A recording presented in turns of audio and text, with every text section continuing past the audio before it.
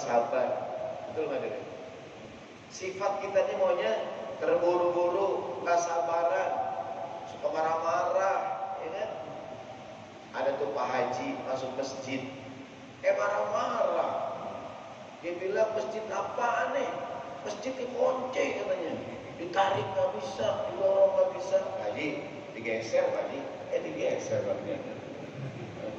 Dia marah-marah gitu ya. Lo zaman sekarang nih orang sering marah-marah, berantem di jalanan, ada nggak tuh? Mobil, ada mobil nggak nyerempet, nggak cuma yang hampir nyerempet, hadirin marah, ada nggak tuh? Langsung keluarin, lato-lato, ribut, hadirin. Manusia itu sifatnya terburu-buru, tergesa-gesa. Pak Ustadz, bukankah cepat itu baik? Benar, cepat itu baik, tapi terburu-buru jangan. Contoh orang meninggal dunia, kata Nabi Muhammad, asri'u bil janazah. Jenazah segera diurus, jangan ditahan-tahan, bahkan kurang baik kalau jenazah menginap, hadirin. Kata Nabi, la yambaghi li jifati muslimin antah bisa baina zuhranai ahlihi. Tidak patut, tidak layak kalau jenazah nginep di rumahnya. Maksudnya Nabi, kalau meninggal pagi, siang kuburin, meninggal siang, sore kuburin. Semakin cepat semakin baik. Orang meninggal 4 perkara: dimandiin, dikafani, disolatkan, dikuburkan. Berapa hadirin? 4, saya ulangi. Yang pertama dimandiin, itu diapain? Dikafani. Ketiga disolatkan. Yang keempat dikuburkan. Semakin cepat semakin baik, tapi jangan terburu-buru, hadirin. Yang paling penting adalah dipastikan dia udah meninggal atau belum, hadirin. Gitu. Karena kadang-kadang ada orang belum meninggal dikuburin, ada nggak tuh? Ada tuh orang Betawi, orang Betawi kaya raya, hadirin, punya banyak kontrakan, umurnya panjang, udah sakit baik lagi, udah sakit baik lagi. Anaknya nggak sabar, hadirin. Bapaknya pingsan, dimandiin anaknya. Bapaknya bangun, dia kan, apa-apaan nih kata bapaknya, bukan meninggal be, durhaka lah. Jadi 4 perkara: dimandiin, dikafani, dia sholatin, dikuburin. Tapi jangan terburu-buru gitu aja. Mohon maaf ya, kita kalau jalanan ada rombongan jenazah lewat nih, kita minggir, hadirin, silakan jalan duluan, jenazah rombongan, betul kan? Tapi jangan terburu-buru. Kita kan kadang-kadang kalau ada rombongan jenazah ngebut, ada nggak tuh? Orang kita, hadirin, kalau udah bawa jenazah nih, orang kalau udah pegang bendera kuning, semua orang digebrak-gebrakin, iya nggak tuh? Di jalan Fatmawati nih, stop. Ada apa bang? Ada jenazah. Mana bang? Di Lebak Bulus. Masih jauh, hadirin, iya nggak? Mau lari tuh mayat, iya nggak? Maksudnya cepat, bagus nggak cepat? Bagus, tapi jangan terburu-buru, hadirin. Sifat kita manusia maunya buru-buru. Wa kana al-insanu ajula. Bapak, saya tanya, kalau sholat Jumat lebih senang khatib yang lama apa cepat? Saya ulangi, kalau sholat Jumat lebih senang khatib yang lama apa cepat? Cepat. Sama saya juga gitu. Nabi yang ngajarin. Nabi ngajarin kalau khutbah jangan lama-lama. Dalam kitab Riyadhus Shalihin ada hadis kata Nabi, fa'atilus sholata wa aksirul khutbah. Sholatnya boleh panjangin dikit, khutbahnya singkat, kata Nabi. Ingat, saya nggak tahu ya, hampir semua, ini pengalaman pribadi. Hari ini hampir semua masjid di podium ada bacaannya tuh. Khutbah maksimal 15 menit. Ada nggak yang kadang-kadang tulis tuh? Tahu nggak kenapa ditulis? Kenapa ditulis? Banyak khotib yang kelamaan, hadirin. Ada nggak khotib yang kelamaan? Hadirin sidang Jumat rahimakumullah.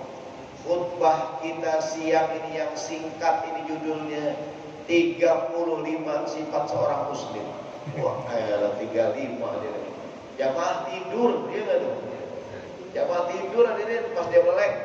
Yang ke-7, ya baru 7 dia tidur lagi. Udah 4 kali mendusin hadirin, udah kelamaan ya. Ditulisin tuh, khotbah maksimal 15 menit. Ada kecil tambahan tuh, kelamaan nggak diundang lagi. Danger gitu. Ustaz, bukankah cepat itu baik? Benar, cepat itu baik. Terburu-buru jangan hadirin. Ramadan mengubah kita jadi orang yang sabar. Maghrib jam 6 kurang 5, boleh nggak minum? Nggak boleh. Jam 6 kurang 1 menit, boleh nggak minum? Nggak boleh. Kenapa nggak boleh? Belum waktunya.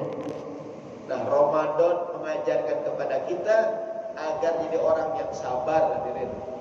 Yang jadi masalah adalah gimana udah selesai Ramadan tetap jadi orang yang sabar hadirin. Gimana caranya agar istiqomah? Betul nggak? Pak Ustadz, kemarin bulan puasa saya sanggup menahan amarah Pak Ustadz. Saya alhamdulillah orangnya suka marah-marah Pak Ustadz. Ramadan saya bisa menahan emosi. Ada nggak hadirin? Keren, yang paling keren gimana kalau Ramadannya berlalu dia tetap bisa menjaga amarah. Maka saya ulangi, yang paling berat setelah orang jadi baik adalah apaan? Istiqomah. Istiqomah itu berat ya. Kata anak muda, yang ringan istirahat. Kalau istiqomah berat ya. Contoh yang kedua, ntar kita ngomongin gimana caranya agar istiqomah bisa selamat dari gangguan setan. Yang kedua, menurut Al-Quran, manusia di kita sifatnya lemah. Ada ayat di Quran, wa khuliqal insanu dha'ifa. Ada nggak tuh? Wa khuliqal insanu dha'ifa. Dan manusia diciptakan sifatnya lemah. Betul nggak? Kita lemah hadirin, dhaif. Ramadan mengubah kita jadi orang yang kuat hadirin. Bayangkan kemarin Ramadan, siangnya kita puasa, malamnya kita terawih, tengah malamnya kita bangun hadirin, tiap malam hadirin. Ini kan kalau di luar Ramadan, qiyamul lail sebulan sekali, iya kan? Ramadan tiap hari kita puasa, tiap malam kita terawih, tengah malam kita bangun sahur, ya nggak hadirin tuh? Besoknya kerja seperti biasa. Selama Ramadan kita berubah jadi orang yang kuat hadirin, tahan lapar, tahan haus, ya kan? Tahan emosi, tahan hawa nafsu. Itu Ramadan tuh. Ternyata kita bisa hidup dengan hanya tidur 3 jam hadirin. Sama Ramadan deh.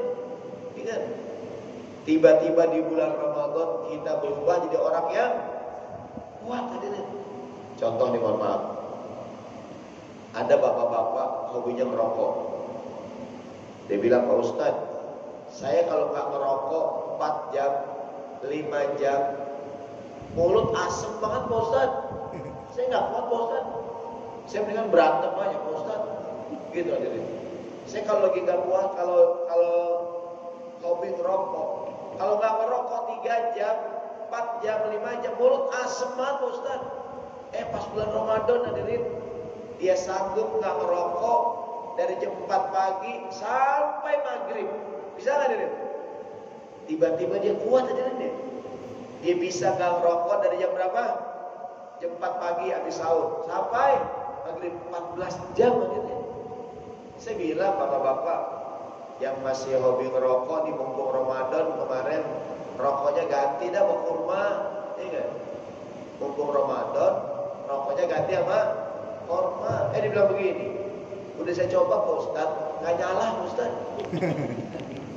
Saya bilang kurmanya dimakan Pak, bukan disundut, ya kan? Ini kurma taruh di bibir, nggak nyala hadirin, ya kan? Jadi ketika Ramadan tiba-tiba dia berubah jadi orang yang kuat. Bahkan kalau bapak-bapak merasa kuat, istri kita lebih kuat hadirin. Bapak-bapak bangun sahur jam berapa? 3. Bangun sahur jam berapa? Setengah 4. Jam 4 ya. Istri kita bangun jam berapa hadirin? Jam 2 aja deh. Ya nggak tuh? Orang perempuan lebih kuat dibandingkan orang laki-laki. Kita bangun sahur 3:30 langsung makan aja. Istri kita bangun jam berapa? 2, setengah 3 gitu. Ya enggak? Bahkan ibu-ibu tuh lagi sahur mikirin buka. Lagi buka mikirin sahur. Ya enggak tuh? Lagi sahur nanya, besok buka apaan? Lagi buka ntar malam sahur. Kenapa dia nanya mulu hadirin? Pas keluar itu lagi. Telur dadar sama mie rebus ya. Jadi selama Ramadan kita berubah menjadi orang yang kuat hadirin. Nah sekarang jadi masalah gimana caranya agar bisa mempertahankan itu. Ya enggak? Kita yang ketiga, dan kita omongin gimana agar istiqomah. Yang ketiga hadirin, menurut Al-Quran kita di manusia sifatnya pelit hadirin. Kikir, pelit ya. Ada ayat wa kanal insanu qatura. Wa kanal insanu qatura, dan manusia itu makhluk yang sangat pelit hadirin, sangat kikir. Selama Ramadan kita dididik, dibina, dirubah jadi orang yang dermawan hadirin. Betul nggak? Selama Ramadan kita dididik, diajarkan jadi orang yang dermawan. Nabi Muhammad mengatakan, siapa orang yang ngasih makan orang berbuka puasa, pahalanya bagaikan orang yang puasa. Itu hadirin. Selama Ramadan kita kasih hadiah ke orang lain, kita sedekah di masjid, luar biasa itu. Sekarang jadi masalah gimana caranya agar bisa tetap dermawan ketika Ramadan udah berlalu.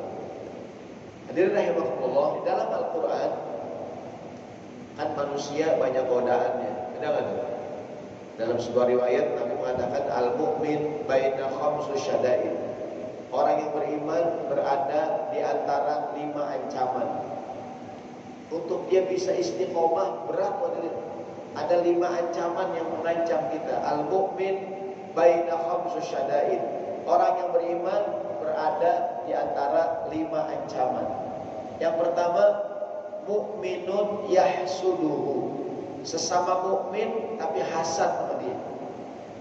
Dia mukmin, temannya mukmin, orang Islam, cuman hasad. Ada nggak diri? Iri, dengki, ada nggak tuh? Yang kedua, munafikun yabghaduhu. Orang munafik yang membenci dia. Jadi ancaman pertama kita sesama mukmin tapi hasad hadirin. Yang kedua, apa ancamannya? Munafikun yahsuduhu. Orang munafik yang hasad hadirin. Maaf, munafikun yabghaduhu. Orang munafik yang membenci hadirin. Yang ketiga, apa ancamannya? Kafirun yuqatiluhu. Orang kafir yang memerangi dia, membuat dia tidak istiqomah. Yang keempat, syaitanun yudilluhu.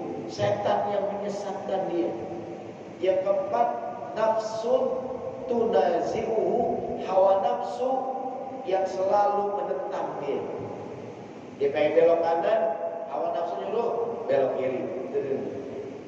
Inna nafsa la ammaratun bisu.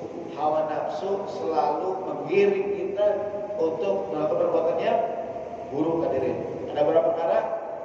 5, saya ulangi. Al-mu'min baina khamsu syada'id.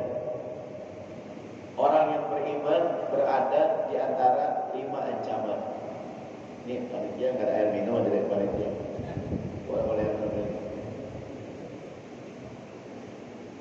Orang yang beriman, mohon maaf kelupaan panitia ya. Ada pembukaan pengajian ada